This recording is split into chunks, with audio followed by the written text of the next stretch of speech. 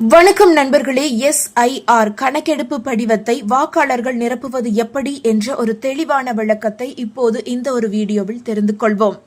அதாவது தமிழ்நாடு உட்பட இந்தியாவின் 12 மாநிலங்கள் யூனியன் பிரதேசங்களில் வாக்காளர் பட்டியல் சிறப்பு தீவிர திருத்த பணியை அண்மையில் இந்திய தேர்தல் ஆணையம் தொடங்கியது. இந்த பணியின் கீழ் கணக்கெடுப்பு படிவத்தை வாக்காளர்கள் ஒவ்வொருவரும் நிரப்பி சமர்ப்பிக்க வேண்டும். இந்த படிவத்தை வாக்குச்சாவடி நிலை அலுவலர் வீடு வீடாக நேரில் வழங்கி வருகிறார். இணைய வழியிலும் இந்த கணக்கெடுப்பு படிவத்தை வாக்காளர்கள் நிரப்பி சமர்ப்பிக்க முடியும். இந்த படிவத்தில் கேட்கப்படும் விவரங்கள் என்னென்ன, அதை நிரப்புவது எப்படி என்பதை விரிவாக இப்போது பார்க்கலாம். முதலில் இந்த SIR அதாவது ஸ்பெஷல் இன்டென்சிவ் ரிவிஷன் என்றால் என்ன என்பதை நாம் தெரிந்து கொள்வோம். அதாவது தமிழ்நாடு, மேற்கு வங்கம், கேரளா, உத்தரப்பிரதேசம், மத்திய பிரதேசம், ராஜஸ்தான், சத்தீஸ்கர், கோவா, குஜராத், புதுச்சேரி, அந்தமான் நிக்கோபார் தீவுகள் மற்றும் லட்சத்தீவில் வாக்காளர் பட்டியல் சிறப்பு தீவிர திருத்தப் பணி அதாவது ஸ்பெஷல் இன்டென்சிவ் ரிவிஷன் SIR தொடங்கி உள்ளது. இதில் தமிழ்நாடு, கேரளா, புதுச்சேரி மற்றும் மேற்கு வங்கத்தில் அடுத்த ஆண்டு 2026 சட்டப்பேரவை தேர்தல் நடைபெற உள்ளது என்பது குறிப்பிடத்தக்கது. பீகார் மாநிலத்தில் சட்டப்பேரவை தேர்தலை முன்னிட்டு நடத்தப்பட்ட SIR பணியில் சுமார் 68 லட்சம் வாக்காளர்களின் பெயர் வாக்காளர் பட்டியலில் இருந்து நீக்கப்பட்டது. இது தேசிய அளவில் அதிர்வலைகளை ஏற்படுத்தியது. இந்த சூழலில் நாடு முழுவதும் பல்வேறு மாநிலங்களில் நவம்பர் 4ஆம் தேதி அன்று தொடங்கிய இந்த SIR 2.0 பணியில் வாக்காளர்கள் படிவத்தை மட்டும் பூர்த்தி செய்து வழங்கினால் போதும் என தெரிவிக்கப்பட்டு உள்ளது. அது தவிர வேறு எந்த ஒரு ஆவணத்தையும் படிவத்துடன் வாக்காளர்கள் சேர்த்து வழங்க வேண்டிய அவசியம் இல்லை என தேர்தல் ஆணையம் தெரிவித்து உள்ளது. அதாவது தமிழ்நாட்டில் உள்ள 234 தொகுதிகளிலும் அமைந்துள்ள வாக்குச்சாவடி நிலை அலுவலர்கள் இதற்கான படிவத்தை வீடு வீடாக வழங்கி வருகின்றனர். வரும் டிசம்பர் 4ஆம் தேதி வரையில் இந்த பணி நடைபெறும். வாக்குச்சாவடி நிலை அலுவலர் வழங்கும் இந்த படிவம் பகுதியளவு முன்கூட்டியே நிரப்பப்பட்டு இருக்கும். அதாவது ஒவ்வொரு வாக்காளருக்கும் 2 பிரதிகள் கொண்ட படிவங்கள் வழங்கப்படும். அதில் 2ஐயும் நிரப்ப வேண்டும். அதாவது வாக்காளரின் பெயர், வாக்காளரின் அடையாள அட்டையின் எண், முகவரி, வாக்காளர் பட்டியலில் இடம்பெற்றுள்ள வாக்காளரின் வரிசை எண், பக்கம், வாக்குச்சாவடியின் பெயர் அதாவது வாக்குச்சாவடியின் பெயர், சட்டமன்ற பாராளுமன்ற தொகுதியின் பெயர், மாநிலம் உள்ளிட்ட விவரங்கள் அந்த படிவத்தில் முன்கூட்டியே நிரப்பப்பட்டு இருக்கும். இதில் வாக்காளரின் புகைப்படமும் அதாவது முந்தைய வாக்காளர் பட்டியலில் இடம்பெற்ற புகைப்படம் இருக்கும். அதன் பக்கத்தில் புதிய புகைப்படத்தை ஒட்டுவதற்கான இடமும் இருக்கும். படிவத்தை பூர்த்தி செய்து சமர்ப்பிக்கும் போது வாக்காளர்கள் தங்களது புதிய புகைப்படத்தை வேண்டுமானால் ஒட்டி சமர்ப்பிக்கலாம். அந்த படிவத்தை பெற்றுக்கொண்டதற்கான ஒப்புகையை வாக்குச்சாவடி நிலை அலுவலர் வழங்குவார். இந்த நடைமுறையில் இது மிகவும் முக்கிய பகுதியாகும். இந்த ஒப்புகையை வாக்காளர்கள் பெற வேண்டியது மிகவும் அவசியம் என அரசியல் கட்சி பிரமுகர்கள் சொல்லுகின்றனர். அதேபோல இந்த பணிகள் முடிந்ததும் டிசம்பர் 9ஆம் தேதி வரைவு வாக்காளர்கள் பட்டியல் வெளியிடப்படும். அதில் பெயர் விடுபட்டவர்கள் டிசம்பர் 9 முதல் ஜனவரி 8, 2026 வரை நடைபெறும் வாக்காளர் பட்டியல் திருத்த பணியின் போது விண்ணப்பத்துடன் உரிய ஆவணங்களை கொடுத்து வாக்காளர்கள் தங்கள் பெயரை பட்டியலில் சேர்க்கலாம் என தேர்தல் ஆணையம் தெரிவித்து உள்ளது. அதேபோல இந்த ஒரு படிவத்தை அதாவது SIR கணக்கெடுப்பு படிவத்தை பூர்த்தி செய்வது எப்படி என்பதை இப்போது மிகவும் தெளிவாக பார்க்கலாம். அதாவது அலுவலர்கள் SIR படிவத்தை கொடுத்தவுடன் அதில் ஏற்கனவே இடம்பெற்றுள்ள உங்கள் பெயர், போட்டோ சரியாக உள்ளதா என பார்த்துவிட்டு படிவத்தை பூர்த்தி செய்ய தொடங்குங்கள். அதாவது இந்த ஒரு படிவத்தில் பகுதியளவு நிரப்பப்பட்ட கணக்கெடுப்பு படிவத்தில் மொத்தம் 3 பாக்ஸ்கள் இருக்கும். அதில் மேற்புறம் உள்ள முதல் பாக்ஸில் வாக்காளர்களின் அடிப்படை விவரங்கள் கேட்கப்பட்டிருக்கும். வாக்காளரின் பிறந்த தேதி, ஆதார் எண் அதாவது இந்த ஒரு ஆதார் எண் விருப்பமிருந்தால் என்ற ஆப்ஷனோடு இருக்கும். கைபேசி எண் இருந்தால் என்ற ஆப்ஷனோடு இருக்கும். தந்தை அல்லது பாதுகாவலரின் பெயர் மற்றும் அவரது வாக்காளர் அடையாள அட்டையின் எண் இருந்தால் என்ற ஆப்ஷனும் கூடவே இருக்கும். தாயார் பெயர் மற்றும் அவரது வாக்காளர் அடையாள அட்டையின் எண் அதுவும் இருந்தால் என்ற ஆப்ஷன் அந்த ஒரு விண்ணப்பத்திலேயே இணைக்கப்பட்டிருக்கும். துணைவர் பெயர், அவரது வாக்காளர் அடையாள அட்டையின் எண் இருந்தால் என்ற ஆப்ஷனும் அந்த ஒரு படிவத்திலே இணைக்கப்பட்டிருக்கும் உள்ளிட்டவற்றை இந்த முதல் பாக்ஸில் நிரப்ப வேண்டும். இரண்டாவது பாக்ஸில் முந்தைய தீவிர திருத்தத்தின் வாக்காளர் பட்டியலில் உள்ள வாக்காளரின் விவரம் கேட்கப்படும். அதாவது நீங்கள் இதில் கவனிக்க வேண்டிய விஷயம் என்னவென்றால், இதில் 2002 அல்லது 2005 வாக்காளர் பட்டியலில் இடம் பெற்றிருந்த வாக்காளர்கள் அந்த விவரத்தை நிரப்ப வேண்டும்.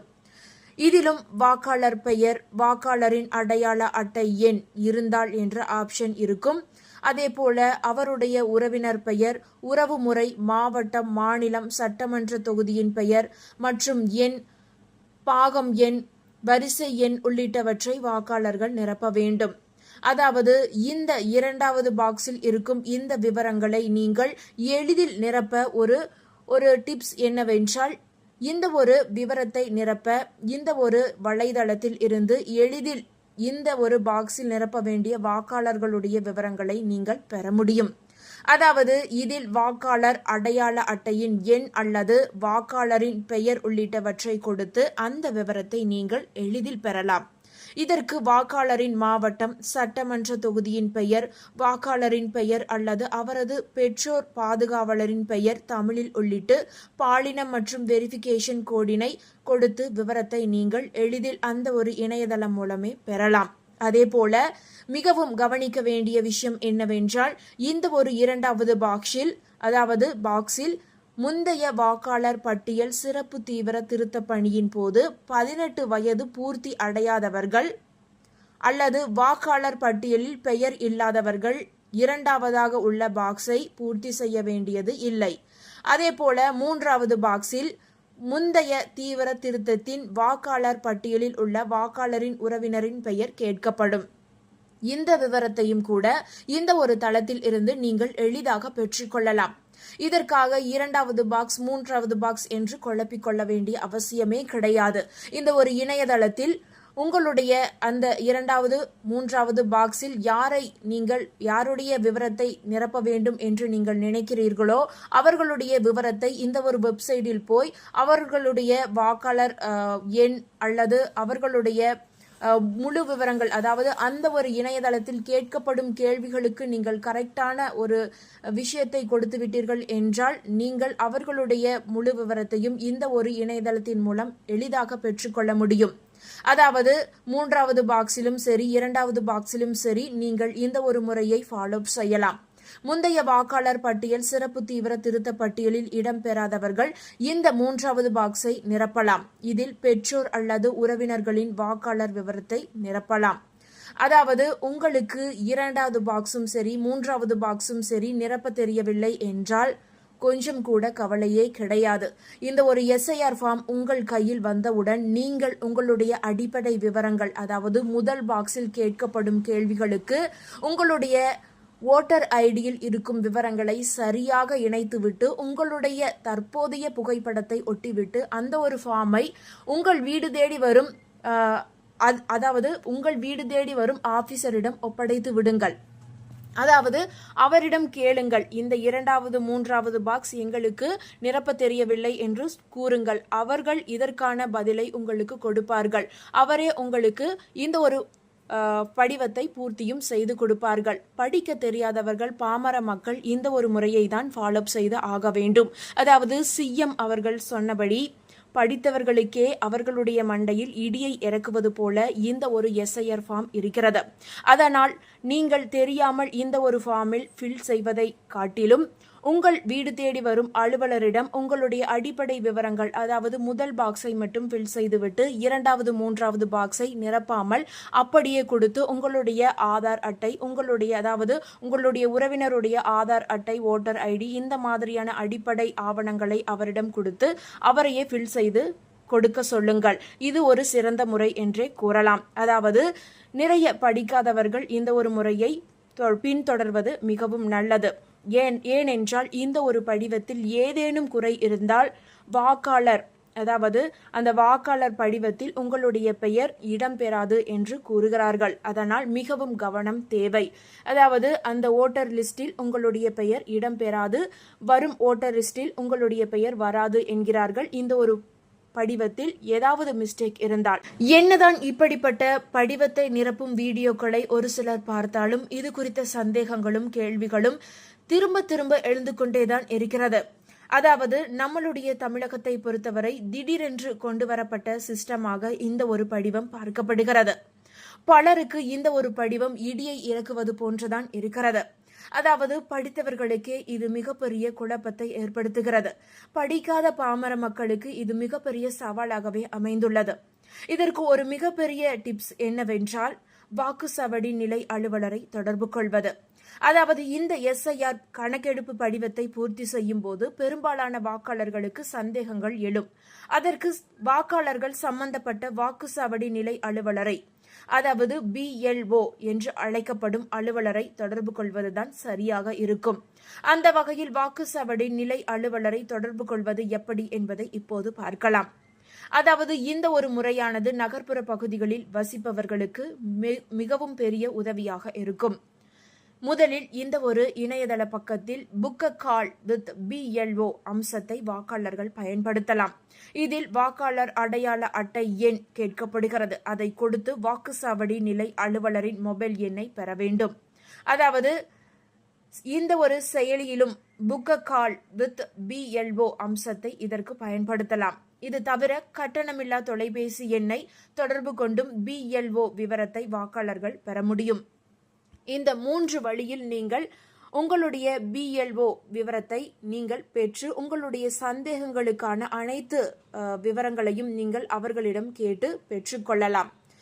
அதே போல நீங்கள் உங்களுடைய இந்த SIR கணக்கெடுப்பை கையில் இருந்தபடி, அதாவது நீங்கள் கையால் நிரப்பி சமர்ப்பிப்பது ஒரு முறை என்றால், நீங்கள் கையால் நிரப்பாமல் நீங்கள் எழுதாமல் ஆன்லைன் மூலமாகவும் சமர்ப்பிக்கலாம். அதாவது இணைய வழியிலும் மொபைல் செயலி மூலமாகவும் வாக்காளர்கள் SIR கணக்கெடுப்பு படிவத்தை நீங்கள் எளிதாக சமர்ப்பிக்க முடியும்.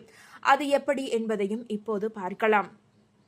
அதாவது வாக்காளர்கள் ஆன்லைனில் 2 வழியில் இந்த ஒரு விண்ணப்பத்தை ஆன்லைனில் சமர்ப்பிக்க முடியும். முதலில் இந்த ஒரு இணையதள முகவரி மூலமாக சமர்ப்பிக்கலாம்.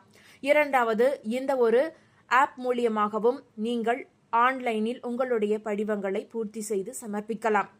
ஃபர்ஸ்ட், இந்த ஒரு இணையதளத்தில் உள்ள சர்வீசஸ் பிரிவில் SIR 2026 என்ற டேபில் உள்ள ஃபில் எனுமரேஷன் ஃபார்ம் லிங்கை பயன்படுத்தலாம். அதாவது அதை கிளிக் செய்ததும் வாக்காளர்கள் தங்கள் மாநிலத்தை தேர்வு செய்ய வேண்டும். பின்னர் வாக்காளர்கள் அடையாள அட்டை எண் விவரத்தை உள்ளிட வேண்டும். அதில் ஆஃப்லைன் கணக்கெடுப்பு படிவத்தை, அதாவது படிவத்தில் இருப்பது போல வாக்காளர்களின் விவரத்தை முன்கூட்டியே பகுதியளவு நிரப்பப்பட்டு இருக்கும். இது இணையதள பக்கத்தில் ப்ரீஃபில்டு இன்ஃபர்மேஷன் என்று குறிப்பிட்டு இருக்கும். அதை வாக்காளர்கள் சரிபார்த்து கொண்ட பின்னர் SIR கணக்கெடுப்பு படிவத்தை பூர்த்தி செய்ய மொபைல் எண்ணை உள்ளிட வேண்டும். அதில் வரும் OTPயை உள்ளிட வேண்டும். வாக்காளர்கள் அடையாள அட்டை உடன் மொபைல் எண்ணை லிங்க் செய்யாதவர்கள் படிவம் 8, அதாவது படிவம் 8 சமர்ப்பித்து மொபைல் எண்ணை இணைத்துக் கொள்ள வேண்டும். அதாவது அவசரத்திற்கு இது உதவுமா என்று தெரியவில்லை. ஆனால் உங்களுடைய ஓட்டர் ஐடியோடு உங்களுடைய மொபைல் எண் இணைக்கப்பட்டிருக்க வேண்டும். அந்த மொபைல் எண்ணுக்கு வரும் OTPயை வைத்துதான் நீங்கள் இந்த ஒரு படிவத்தை உங்களால் சமர்ப்பிக்க முடியும். இதற்கான லிங்கும் அதன் கீழே இந்த பக்கத்தில் கொடுக்கப்பட்டு இருக்கும். அதாவது படிவம் 8 சமர்ப்பித்து மொபைல் எண்ணை இணைத்துக் கொள்ள வேண்டிய லிங்கானது அந்த ஒரு வெப்சைட்டிலேயே இருக்கும். அதாவது இது தவிர நீங்கள் முன்னர் அந்த ஃபார்மில் OTP பெறப்பட்ட பின்னர் அந்த OTP சரிபார்ப்புக்கு பின்னர் 3 கேட்டகரி கொடுக்கப்பட்டிருக்கும். அதாவது முந்தைய SIR வாக்காளர் பட்டியலில் வாக்காளரின் பெயர் இடம்பெற்றுள்ளது. முந்தைய SIR வாக்காளர் பட்டியலில் வாக்காளரின் உறவினரின் பெயர் இடம்பெற்று உள்ளது. முந்தைய SIR வாக்காளர் பட்டியலில் வாக்காளரின் பெயர் அல்லது வாக்காளரின் உறவினரின் பெயர் இடம்பெறவில்லை என 3 ஆப்ஷன்கள் இருக்கும். அதாவது மீண்டும் சொல்கிறேன், OTP சரிபார்ப்புக்கு பின்னர் கேட்டகரி 3 கேட்டகரி கொடுக்கப்பட்டிருக்கும். அதில் முதல் கேட்டகரி முந்தைய SIR வாக்காளர் பட்டியலில் வாக்காளரின் பெயர் இடம்பெற்று உள்ளது. முந்தைய SIR வாக்காளர் பட்டியலில் வாக்காளரின் உறவினரின் பெயர் இடம்பெற்று உள்ளது. முந்தைய SIR வாக்காளர் பட்டியலில் வாக்காளரின் பெயர் அல்லது வாக்காளரின் உறவினரின் பெயர் இடம்பெறவில்லை என 3 ஆப்ஷன்கள் இருக்கும். அதில் ஏதேனும் ஒன்றை வாக்காளர்கள் தேர்வு செய்ய வேண்டும். தெளிவாக சொல்ல வேண்டும் என்றால் 38 வயதுக்கு குறைவானவர்கள் இணைய வழியில் கணக்கெடுப்பு படிவத்தை பூர்த்தி செய்யும் போது முதலில் சொன்ன 3 முதல் ஆப்ஷனை அதாவது செல்ஃப் தேர்வு செய்ய முடியாது. அவர்கள் உறவினர்களின் பெயர் முந்தைய SIR வாக்காளர் பட்டியலில் இடம்பெற்றிருந்தால் அதை குறிப்பிடலாம். அதேபோல முந்தைய SIR வாக்காளர் பட்டியலில் இடம்பெற்ற வாக்காளர்கள் அல்லது அவரது உறவினரின் விவரத்தை பூர்த்தி செய்ய வேண்டும். இதிலும் ஆஃப்லைனை போலவே மாநிலம், சட்டப்பேரவை தொகுதி, வாக்குச்சாவடி விவரம், வரிசை எண், உறவுமுறை உள்ளிட்ட விவரங்களை உள்ளிட வேண்டும். அதை சர்ச் ஆப்ஷன் மூலம் உறுதி செய்து கொள்ளலாம்.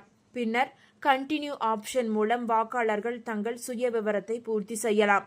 ஆஃப்லைன் படிவத்தில் உள்ளது போலவே வாக்காளரின் பிறந்த தேதி, ஆதார் எண் விருப்பம் இருந்தால் கொடுக்கலாம். அதேபோல தந்தை, தாயார், பாதுகாவலர், துணைவரின் பெயர் மற்றும் அவர்களின் வாக்காளர் அடையாள அட்டையின் எண், விண்ணப்பத்தை சமர்ப்பிக்கும் இடம், புகைப்படத்தை அப்லோடு செய்யலாம். அனைத்தையும் பூர்த்தி செய்த பின்னர் பிரிவியூ செய்து கணக்கெடுப்பு படிவத்தை சமர்ப்பிக்கலாம். இதனை BLO சரிபார்த்த பின்னர் ஒப்புதல் அளிக்க வேண்டும். அப்போதுதான் அந்த கணக்கெடுப்பு படிவம் ஏற்கப்படும் என தகவல். அவ்வளவுதான். ஆன்லைனில் நீங்கள் ஈஸியாக சமர்ப்பித்து விடலாம். அதாவது ஆல்ரெடி உங்களுடைய விவரங்கள் அனைத்துமே பகுதி நிரப்பப்பட்டிருக்கும். நீங்கள் அந்த 3 ஆப்ஷனில் ஏதோ ஒரு ஆப்ஷன் கிடையாது, சரியான ஆப்ஷனை நீங்கள் செலக்ட் செய்துதான் ஆக வேண்டும். செலக்ட் செய்த பின்னர் நீங்கள் உங்களுடைய உறவினர்களுடைய அந்த அடையாள அட்டையில் குறிப்பிடப்பட்டுள்ள அனைத்து விவரங்களையும் சரியாக பதிவு செய்ய வேண்டும். இதுதான் ஆன்லைனில் சமர்ப்பிக்கும் முறை. அதை பார்த்துவிட்டு BLO ஒப்புதல் அளிக்க வேண்டும். அவ்வளவுதான். இந்த ஒரு படிவம் ஏற்கப்பட்டால் உங்களுடைய அந்த ஒரு வாக்காளர் பட்டியலில் பெயரும் வந்துவிடும். இதற்கிடையில் பொதுவான சந்தேகங்கள் என்னென்ன என்பதையும் இப்போது பார்க்கலாம். SIR கணக்கெடுப்பு படிவத்தை பூர்த்தி செய்வதில் இன்னும் பிற பொதுவான சந்தேகங்கள் பெரும்பாலான வாக்காளர்களுக்கு எழுவது உண்டு. அது குறித்து தேர்தல் ஆணையம் விளக்கம் அளித்து உள்ளது. வாக்காளர்கள் அட்டையில் இடம்பெற்றுள்ள ஒவ்வொரு வாக்காளரின் வீட்டுக்கும் BLOக்கள் நேரடியாக வந்து இந்த ஒரு கணக்கெடுப்பு படிவத்தை வழங்குவார்கள் என தேர்தல் ஆணையம் தெரிவித்து உள்ளது. வெளியூர் மற்றும் வெளிநாடுகளில் வாக்காளர்கள் பணி செய்யும் பட்சத்தில் அவர்களுக்கான படிவத்தை சம்பந்தப்பட்ட வாக்காளரின் குடும்ப உறுப்பினர்கள் பூர்த்தி செய்து சமர்ப்பிக்கலாம். இதை BLO உறுதி செய்ய வேண்டும். முகவரி மாறி வசித்து வரும் வாக்காளர்களுக்கு BLOக்கள் இடமிருந்து கணக்கெடுப்பு படிவத்தை பெற முடியாது. அவர்கள் டிசம்பர் 9ஆம் தேதி முதல் நடைபெறும் வரைவு வாக்காளர் பட்டியல் திருத்த பணியின் போது படிவம் 6 பூர்த்தி செய்து வழங்கலாம் என தேர்தல் ஆணையம் தெரிவித்து உள்ளது. முகவரி மாறி வசித்து வரும் வாக்காளர்களை BLOக்கள் குடிபெயர்ந்தவர்கள் என குறிப்பிடுவார்கள். இதேபோல உயிரிழந்தவர்கள் இருந்தால் அதையும் BLOக்கள் குறிப்பிடுவார்கள். புதிய வாக்காளர்களும் தங்களது பெயர்களை வாக்காளர் பட்டியலில் சேர்க்க டிசம்பர் 9ஆம் தேதி முதல் நடைபெறும் வரைவு வாக்காளர் பட்டியல் திருத்த பணியின் போது படிவம் 6 பூர்த்தி செய்து விண்ணப்பிக்கலாம் என தெரிவிக்கப்பட்டு உள்ளது. இந்த தகவல்கள் அனைத்தும் உங்களுக்கு பயனுள்ளதாக இருந்தால் மறக்காம இந்த வீடியோவை லைக் பண்ணி உங்களுடைய ஃப்ரெண்ட்ஸுக்கும் ஃபேமிலிக்கும் ஷேர் பண்ணி விட்டுருங்க. இது போன்ற பயனுள்ள தகவல்களை உடனுக்குடன் தெரிந்து கொள்ள மறக்காம நம்மளுடைய குட்டி இன்ஃபோ சேனலை சப்ஸ்கிரைப் பண்ணி பக்கத்தில் இருக்க மினி பெல் ஐக்கானை கிளிக் பண்ணி வச்சுக்கோங்க. நன்றி மக்களே.